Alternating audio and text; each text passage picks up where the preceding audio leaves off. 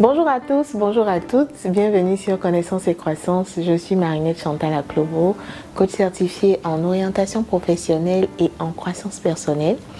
Je vous aide à trouver votre chemin d'épanouissement professionnel ou encore à changer vos habitudes, acquérir de bonnes habitudes pour mieux performer et occuper valablement votre place. Cette semaine, nous allons parler d'une thématique que j'ai reçue par question inbox. C'est une jeune fille et elle m'a écrit pour savoir ce que j'entends par occuper valablement sa place.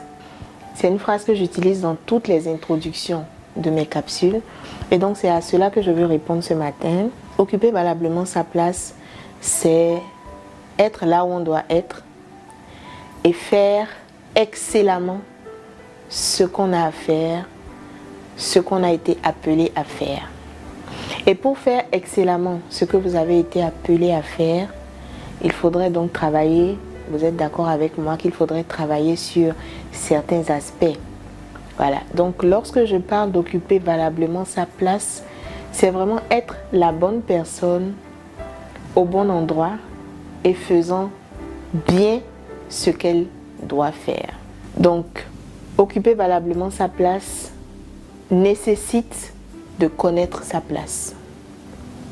Et comment connaître sa place? Je pense vous l'avoir expliqué. Il s'agit de connaître sa mission de vie. Lorsque vous allez à la recherche de votre mission de vie et que vous la découvrez, en l'exerçant, vous êtes à votre place. Parce que c'est la place qui a été prévue pour vous avant la fondation du monde.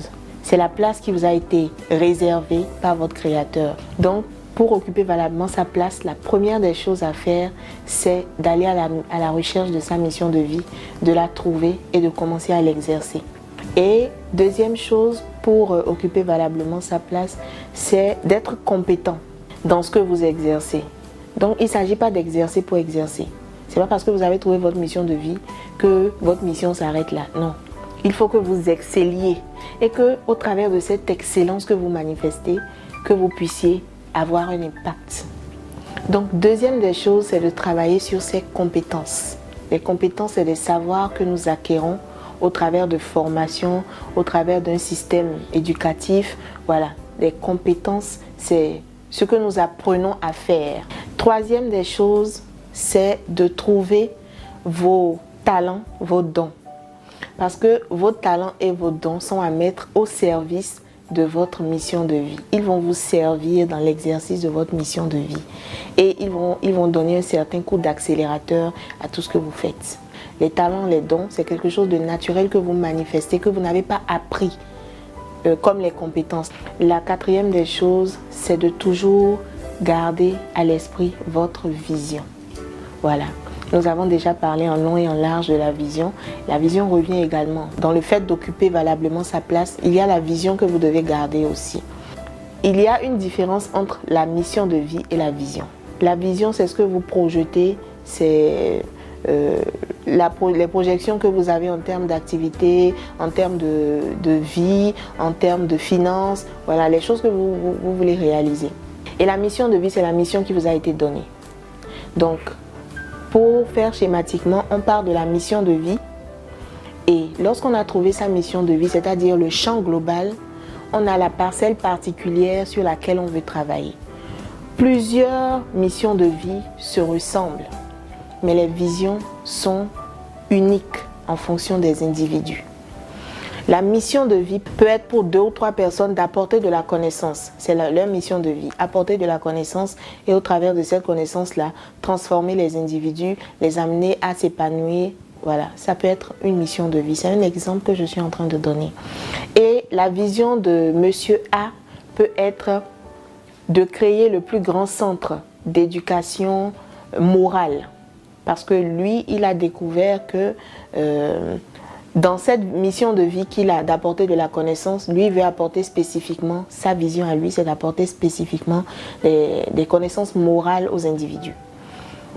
L'individu B, le monsieur B, peut avoir comme vision de former les gens à l'agriculture ou à l'élevage de façon à ce que ça soit tellement bien fait que les fruits en soient vus de tous et que la région où il vit par exemple soit une région vraiment riche parce que très poussée dans l'agriculture ou dans l'élevage et qu'il devienne une référence. Donc la même mission de vie mais les visions diffèrent.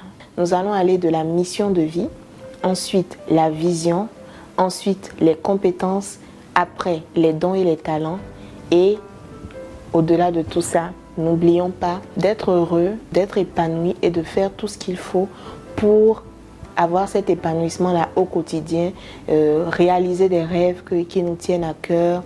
Et voilà, c'est un peu comme ça, de cette façon-là, qu'on occupe valablement sa place. Ce n'est pas en choisissant une place pour aller l'occuper. Non, parce que vous ne vous êtes pas créé vous-même. Donc vous ne pouvez pas choisir une place et dire non, voilà ce que je veux occuper comme place. C'est pour cela, une fois encore, qu'il est très important de connaître sa mission de vie afin de pouvoir être la bonne personne au bon endroit, de pouvoir être à l'aise, de pouvoir sortir tout ce qui a été mis en vous pour votre développement, pour votre épanouissement, pour un impact autour de vous. Voilà ce que je pourrais dire. Si vous avez d'autres questions qui sont relatives, n'hésitez pas à me les poser et je me ferai, comme d'habitude, un plaisir d'y répondre. Je vous dis merci de m'avoir suivi et à très bientôt sur Connaissance et Croissance. Bye bye.